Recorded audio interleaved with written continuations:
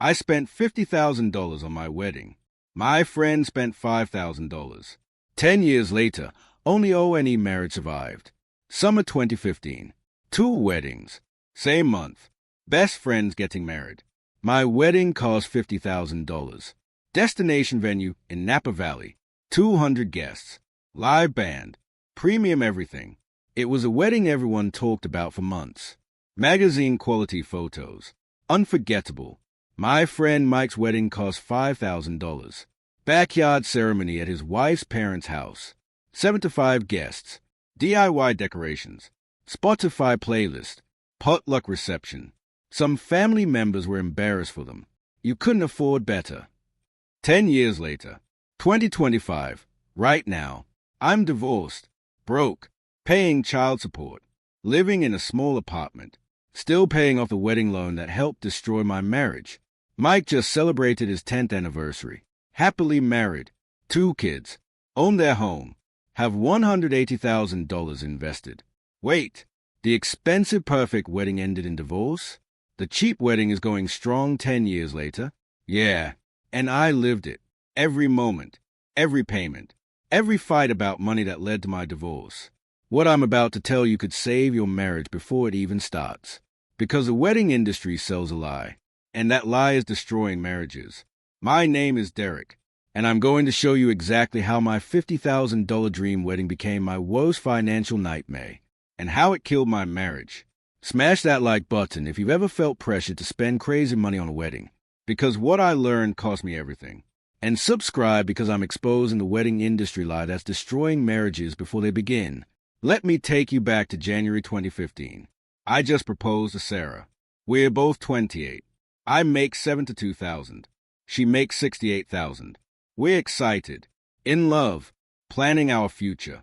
Sarah starts looking at wedding venues, shows me pictures. This is what I always dreamed of. Napa Valley, wine country, beautiful, romantic. Venue cost $15,000. I gulp. That's a lot. But she's my future wife. She deserves a dream wedding, right? We start adding things up. Venue $15,000. Catering for 200 guests at $60 per person, $12,000. Photography and videography package, $6,000. Live band, $5,000. Flowers and decorations, $4,000. Sarah's dress, $2,500. My tux, $500. Invitations, favors, all the extras, $2,000. Total, $4,000 to $7,000. We don't have $4,000 to $7,000. Our parents contribute $15,000 total. We need $32,000. Sarah says, it's one day, our special day. We'll figure it out. We take out a personal loan, $35,000 at 8% interest, $723 monthly payment, 4-5 years. We're starting our marriage $35,000 in debt. For one day, Mike gets engaged the same time. His fiancée Emily is practical. They sit down and talk. What do we actually want? To be married, to have our people there, to start our life together. They plan a backyard wedding. Emily's parents have a nice house with a big yard. They do it there. Their costs, rented chairs and arch, $300. Emily's dress from a boutique sale, $800. Mike's suit he already owned, $400. Flour from Costco, $200. Friend officiates for free. They provide a nice main course. Ask guests to bring sides potluck style. $1,000 total for food. Spotify playlist through rented speakers, $100. Photography from a friend starting her business, $1,200. Total, $5,000. They pay cash, zero debt. I remember thinking they were being cheap. Only $5,000? That's not a real wedding. The wedding industry got in my head. Convince me expensive equals meaningful. Comment right now. Would you rather start marriage with a $50,000 wedding in debt or a $5,000 wedding in freedom? Because this choice determines everything. August 2015. My wedding day. It's perfect. Absolutely stunning. The venue is gorgeous. The food is incredible. The band is amazing. Sarah looks beautiful. The photos are magazine quality. Everyone says it's the best wedding they've ever been to. Cost $50,000. Plus we're $35,000 in debt. Mike's wedding is the next week. Simple, intimate, sweet. Some relatives make comments. They couldn't afford a real venue. But Mike and Emily are happy, surrounded by people they love, starting their marriage debt-free. Cost $5,000. Zero debt. Year 1 of marriage. Reality hits hard. We're making $723 loan payments every month, plus our rent, plus car payments, plus student loans, plus everything else. We're stressed, constantly, fighting about money, every single month. Sarah wants to start saving for a house. I say we can't until the wedding loan is paid off. She gets angry. We spent $50,000 on one day and now we can't buy a house. The fights get worse. The wedding loan becomes a symbol of bad decision-making. Every payment reminds us we started in a hole. Mike and Emily, they're investing, putting $500 monthly into index funds, building wealth from day one. No debt, no stress, just building together. Year 3, we're still paying the wedding loan. 3 years married, still paying for one day. It's crushing us. Sarah resents it. I resent it.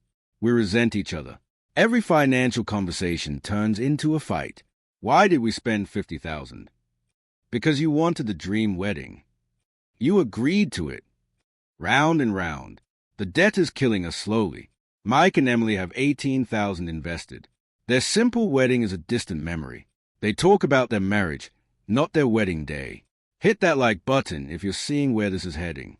Because it gets worse. Year 5. We finally pay off the wedding loan. 5 years, 60 months, $723 every single month. Total paid with interest, $43,380. We borrowed $35,000, paid back $43,380 with interest.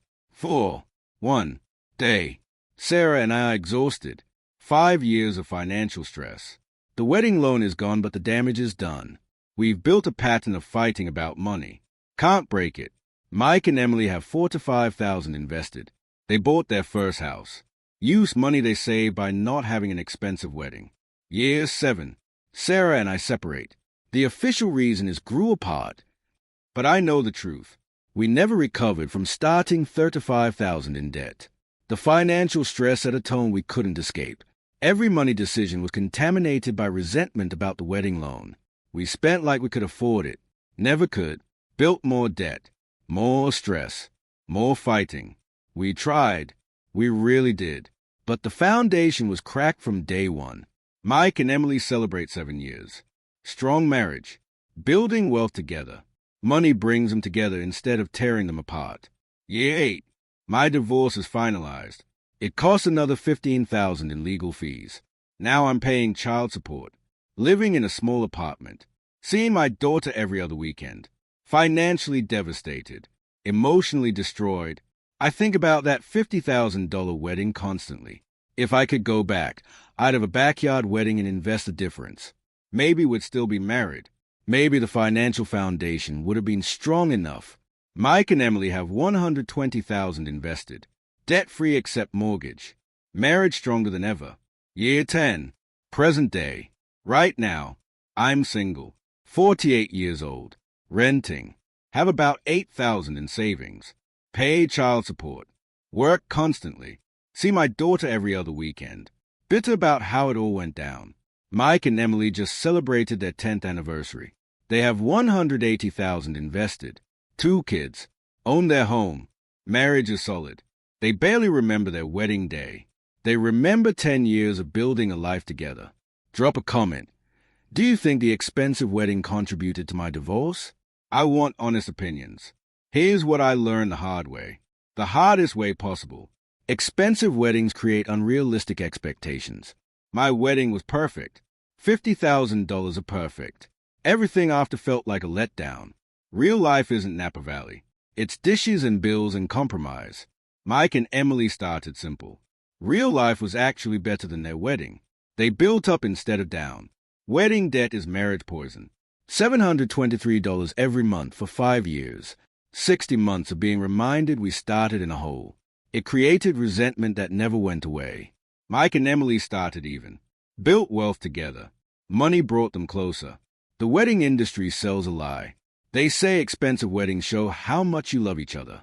Total garbage. My $50,000 wedding didn't save my marriage. Mike's $5,000 wedding didn't doom his. Love isn't measured in centerpieces and premium bars. It's measured in how you handle stress together. And wedding debt creates massive stress. Research actually backs this up. Studies show couples who spend over $20,000 on weddings have higher divorce rates. Under $10,000 correlates with longer marriages. I'm living proof. $50,000 bought me an amazing day and a destroyed marriage. Mike's $5,000 bought him a simple day and a decade of happiness. Should everyone have a cheap wedding? No. If you can afford $50,000 cash without stress, spend it. Enjoy it. But most couples can't. Most go into debt. And that debt kills marriages. If you're planning a wedding right now, please listen to me. Your wedding is one day. Your marriage is hopefully 50+ years. Don't mortgage your future for one day. I would give anything to go back. Have a $10,000 wedding. Keep $40,000. Start marriage debt-free. Maybe we'd still be together. Instead, I spent $50,000. Created financial stress from day one. Fought about money for 7 years. Got divorced. Lost another $15,000 in legal fees. Total cost of that dream wedding, $65,000, and my marriage. Mike's $5,000 wedding led to $180,000 invested. A happy marriage, 2 kids, and 0 regrets. The math isn't close. The outcomes aren't close. Smash that like button if this changed how you see weddings. And subscribe because I'm sharing painful lessons so you don't make my mistakes. My ex-wife Sarah said something to Emily last year. She said, "I wish we'd done what you guys did. Simple wedding. Invest the rest. We'd probably still be married." That destroyed me. A marriage ended partly because of wedding debt. Don't let that be you. Spend what you can afford in cash. If that's $50,000, great. If it's $5,000, great. But don't go into debt for one day. Don't start your marriage in a financial hole. I look back on my wedding day with regret. Amazing party. Terrible decision. Cost me my marriage and my financial future. Mike looks back on his wedding fondly, but is way more proud of 10 years building a life together. Of $180,000 invested. Of 2 kids and a paid-off house. Of a marriage built on financial teamwork. 10 years later, one of us is happily married and financially stable. One is divorced and struggling. The difference started with how much we spent on one day. Comment one last time. If you're married, how much did you spend on your wedding? And looking back, would you change it? I need to hear real stories. Bottom line, I spent $50,000 on my wedding. My friend spent $5,000. 10 years later, I'm divorced and broke. He's happily married with $180,000 invested. The expensive wedding didn't save my marriage. The simple wedding didn't doom his. Your wedding is one day. Your marriage is a lifetime. Choose wisely. Don't make my mistake.